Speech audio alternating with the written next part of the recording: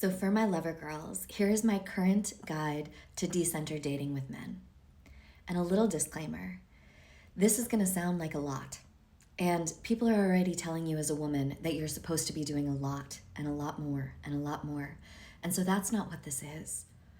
Because this also isn't a checklist of tasks that you're doing in order to create a strategy to achieve a certain outcome.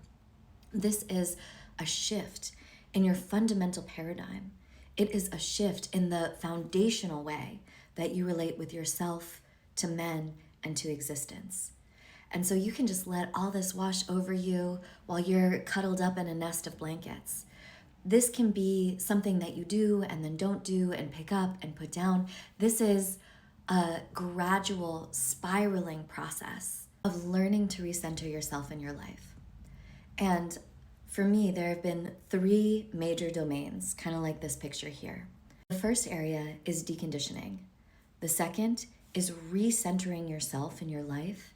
And then the third is re-engaging with men from a different assemblage point, from a different core place. And I'm gonna get into all of the different things in these areas in future videos, but we're gonna go real fast through this. In the arena of deconditioning, you can start to ask yourself questions like, what do I want from man and what do I need from man? I have a different video about this, but it's going to basically show you where you're hooked in to dependency.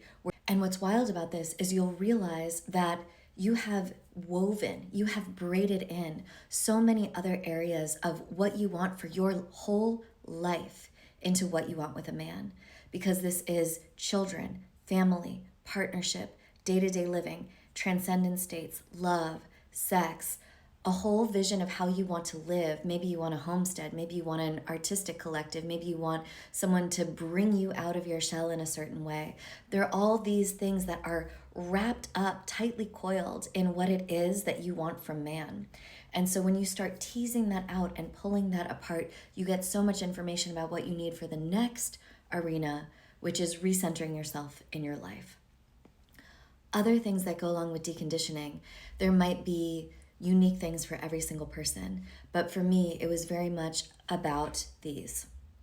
Number 1, that I'd been taught that there was a specific value exchange between men and women, where I valued male attention, validation, and commitment really high and devalued everything that I brought to them as a woman. And once I was able to actually see, level set, right size the actual value that men bring to me in my life and revalue all the things that I have been entrained to be invisible to me, to not recognize, to not appreciate. When I was able to bring that up, it dealt with so much core unworthiness, so much seeing men as the prize, so much. Me personally, I had to decondition hard from slut shame and from good girl scripts. I know not everybody has this, but for me, there was always some way in which I was angling how it is that I engage with men towards the male gaze and trying to be that good girl and trying to have that, like if that's some man at some point, like Santa Claus or like the Christian God deciding whether or not I got into heaven, was going to look at the list of my actions about whether he would deem me high value or of quality, or that I had like properly defended the gates of access to my erotic being. I had to decondition from my primal fear with men, which does not mean not fearing men. Exactly the opposite, because there is so much to fear about men. I think our kind of default setting when we meet a man should be discernment. But my fear of men put me in like a pimp-hoe dynamic where I was looking then for other men to keep me safe from the perceived violence of men. And my fear of men meant that I was always fawning, and because I didn't feel that I could protect myself, I was consistently contorting my being in order to manage his experience and make sure his ego wasn't bruised to keep myself safe. And the deconditioning of that doesn't mean that I've completely stopped doing those behaviors. Like, girl, you got to keep yourself safe out there. There's nothing more dangerous in this planet than a man with a bruised ego. I think we all know that. But I had the opportunity to become aware of all of the unconscious things that I was doing, of the whole way that I was organizing myself around this primal fear, and slowly start to release it piece by little piece, and also just focus on consciously protecting myself as opposed to using unconscious strategies. I could keep going on, and I will in other videos, but for now we're going to get to this next point, which is recentering yourself in your life. And this is this beautiful process of getting to know yourself. You've been looking for a man and a relationship and for love to be the mechanism through which you get to know yourself, and to be the mechanism through which your life becomes an actual reflection of your essence. To some extent, we're all on that spectrum to some extent. And so recentering yourself in your life is actually getting to know your true self, is actually getting to live your own life. Like, people think the pain point that you're trying to solve is getting a man, that you don't have a man.